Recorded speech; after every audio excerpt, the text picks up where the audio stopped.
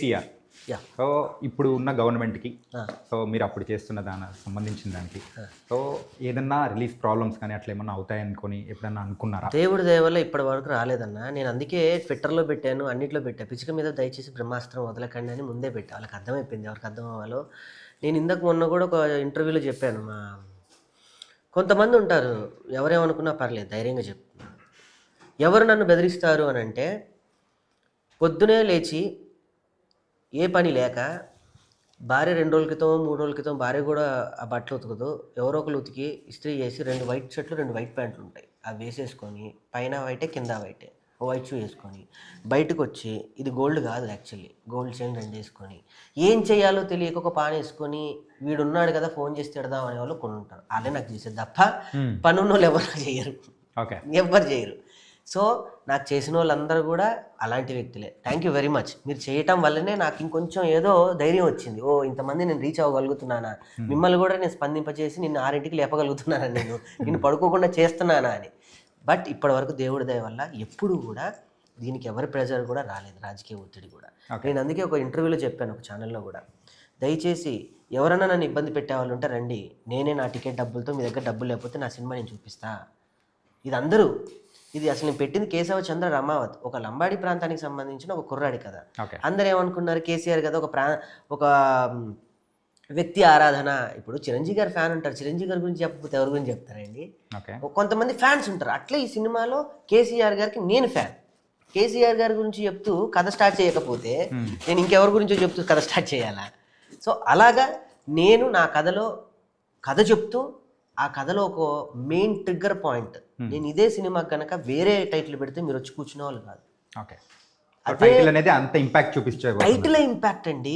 Title అనేది ఒకటి బలం. ఆ బలమైన టైటిల్ నేను పెట్టుకొని వెళ్తున్నప్పుడు నేను చాలా బలంగా ఉండాలి. ఫస్ట్ ఆఫ్ ఆల్ నేను చెప్పడానికి ధైర్యంగా ఉండాలి, 100 మందికి సమాధానం ఇస్తూ ధైర్యంగా ఉండాలి. ద పవర్ఫుల్ ఆఫ్ కేసీఆర్, 3 అక్షరాలు, మామూలు పదాలు కాదు.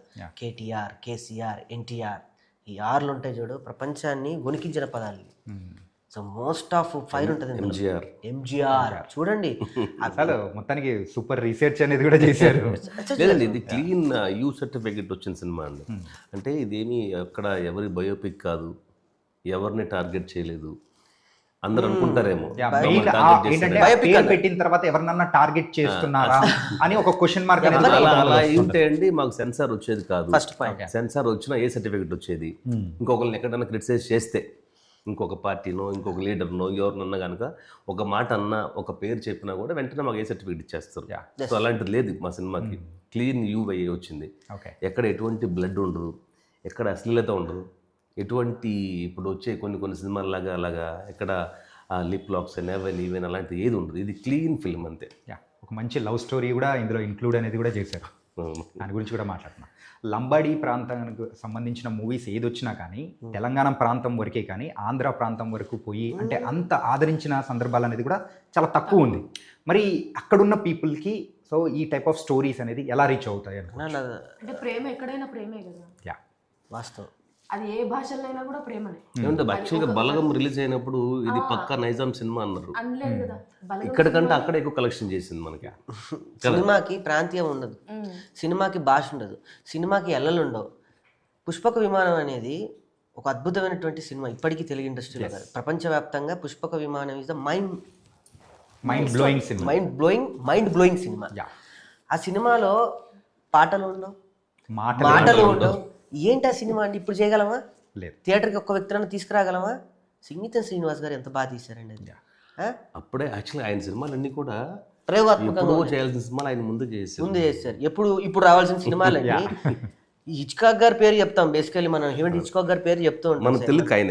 తెలుగు సంగీత ఆయన అద్భుతం. ఏంటి ఒక పెద్దది పెట్టేసి దీన్ని తీసుకెళ్ళిపోయి ఏంటి రాకెట్లే లేని రోజుల్లో ఒక టైం ట్రావెల్ ఏంటంటే మా గురుగారు విఎన్ ఆదిత్య గారు ఉన్నారు, ఆయనతో కూర్చుంటే ఎన్ని పరిజ్ఞానం నేర్చుకోవచ్చు. సంగీత శ్రీనివాస్ గారి మెయిన్ కోడైరెక్టర్ చేశారు అప్పుడు ఆయన. ఆదిత్య 369 కానీ దానికి నా సినిమాకి కూడా విఎన్ ఆదిత్య గారు చాలా సహకరించారు. బంజారులు అనే పదం వచ్చింది కాబట్టి బంజారులు అనే వ్యక్తులు బీడుబడ్డ భూములు ఎక్కడున్నా కూడా బంజారులు ఉంటారు. అందుకే వారిని బీడుబడ్డ భూముల్లో బతికేటువంటి వ్యక్తులు బంజారులు అని అన్నారు. ఎందుకు అనంటే పంట ఉంటే వాళ్ళకి పంట అవసరం లేదు. బీడుబడ్డ భూముల్లోనే మేకలు ఉంటాయి, బీడుబడ్డ భూముల్లోనే మేకల్ని తిప్పుతూ కొండ ప్రాంతంలో తిరిగే వ్యక్తులు వాళ్ళు. బంజారులో. ఇది గొంగలేసి నన్ను అన్నయ్య ఏంటి విప్లవం అన్నాడు. ఇందులో విప్లవం కూడా ఉంటుంది. అయ్యో ఎవరు వినని ఇంకో బ్రేకింగ్ న్యూస్ ఒకటి చెప్తా. మహోన్నతమైనటువంటి విప్లవ గాయకుడు ఎవరైనా ఉన్నారంటే గద్దర్ గారు.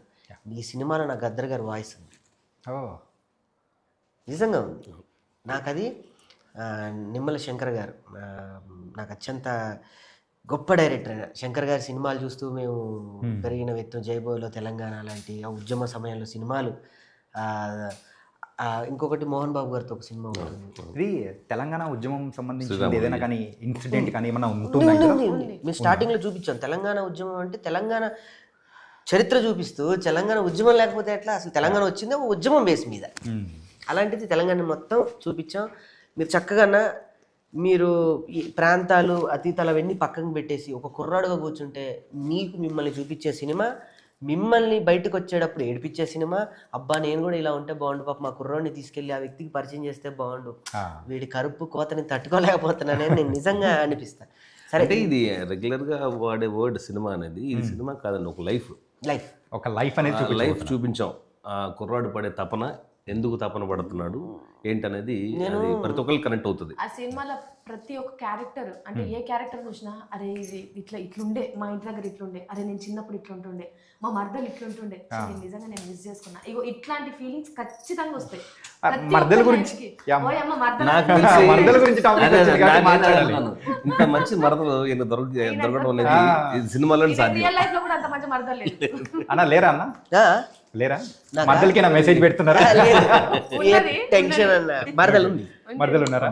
అంటే ఇంత అందమైన రిలేట్ చేసుకున్నారా? రిలేట్ ఏమన్నా చేసుకున్నారా మీ మరదలు? అలా లేదన్న. మరదలు ఉంది అని అంటే వాళ్ళ స్థాయికి మనతో మరదలు ఉంది అంటే ప్రతి లైఫ్లో మీకు మరదలు ఉంటుంది, సార్కి ఉంటుంది, నాకు ఉంటుంది, తనకు కూడా ఉంటుంది. మిమ్మల్ని అడిగారు ఏమండి ఇలాంటి విషయాలు తను లేనప్పుడు అడగాల్సి అందులో మాలలో అయ్యో స్వామి ఏంటి నేను పక్కన ఉన్నప్పుడు ఏంటో అన్ని ఏంటి స్వామి, నా మరదలు ఎవరో కాదు తనే. చాలా పెద్ద క్రీమ్ బిస్కెట్ అండి ఇది. అంటే మరదలుగా యాక్ట్ చేసిన అనన్య. సో అనన్య గారు ఆల్రెడీ ఒక క్యారెక్టర్ ఆర్టిస్ట్గా ఉన్న సత్య గారి డాటర్. సో తనని తీసుకోవడానికి మెయిన్ రీజన్ ఏంటి యాక్చువల్గా? అంటే సో ఎలా అప్రోచబుల్? ఈ మర్దల్ క్యారెక్టర్లో మేము యామీని అనుకున్నాం, రాజన్న మూవీలో ఉంది కదా, ఆవిడని అనుకున్నాము. కానీ ఆ అమ్మాయి కూడా ఇట్లాంటి ఏదో నేటివిటీకి తగ్గట్టు చేస్తున్నాను, కొంచెం బిజీ ఉన్నాను అన్న అని చెప్పేసి చెప్పింది. చెప్పంగానే అసలు ఈ క్యారెక్టర్ గురించి చాలా మందిని అనుకున్నాము తర్వాత, అంటే ఎవరైతే బాగుంటారు. అనన్య ఈ స్వామితోని ఊ అంటావు మామ ఊ అంటావా సినిమా చేసిండు అనమాట, రేలంగి సార్ డైరెక్షన్లో చేసిండు. ఆ అమ్మాయి సడన్ గా స్ట్రైక్ అయ్యేసరికి ఈ అమ్మాయి ఎట్లుంటుంది అనగానే నాకు పర్ఫెక్ట్ అనిపించింది. ఎందుకంటే మాకు ఈ క్యారెక్టర్కి ఇన్నోసెంట్ ఉండాలి, ఎమోషన్ క్యారీ చేసి అంత అది ఉండాలి, బాగా అంటే ఇంకా ఫ్రెష్ లుక్ ఉండాలి, వాయిస్ కూడా చాలా ఇన్నోసెంట్ ఉండాలి. మేము అట్లనే అనుకున్నాము. ఎగ్జాక్ట్లీ ఆ అమ్మాయిని మైండ్లో అనుకోగానే ఈ క్యారెక్టర్కి అండ్ మీకు పక్కన చాలా బాగుంటుంది, సో ఆ అమ్మాయిని ఫిక్స్ చేసుకున్నామండి అని చెప్పేసి పోయి వాళ్ళకి స్టోరీ చెప్పేసినాం. స్టోరీ చెప్పేసిన తర్వాత ఫస్ట్ కొంచెం యాక్టింగ్ మీద డౌట్ ఉండే, అంటే ఈ ఎమోషన్ చేయదా, ఎందుకంటే ఊ అంటావు దాంట్లో అంత ఎమోషన్ ఉండదు. దట్టు ఆ అమ్మాయి ఫ్రెష్గా వచ్చింది కదా, సో ఎట్లా చేస్తుందో ఏందో అని చెప్పేసి అనుకున్నా. కానీ ఆ అమ్మాయిని కూడా ఒక మట్టిలో ఉన్న మాణిక్యాన్ని వజ్రం లెక్క చెక్కిడ్రంట వీళ్ళిద్దరే.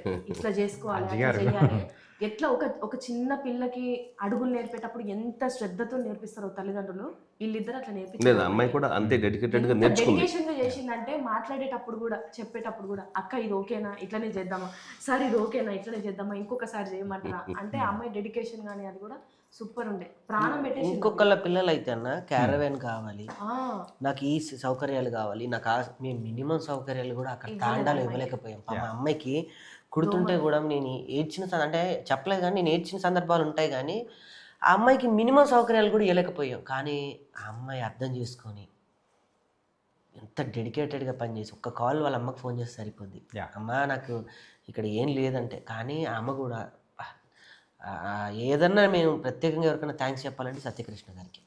ఎందుకంటే ఒక బిడ్డని మన చేతిలో పెట్టేటప్పుడు మనం 100 చెప్తాం వాళ్ళకి, ఏమంటే మా బిడ్డని ఇలా చూసుకోండి, అలా చూసుకోండి, మా అమ్మాయి ఇలా పెరిగింది అలా పెరిగింది.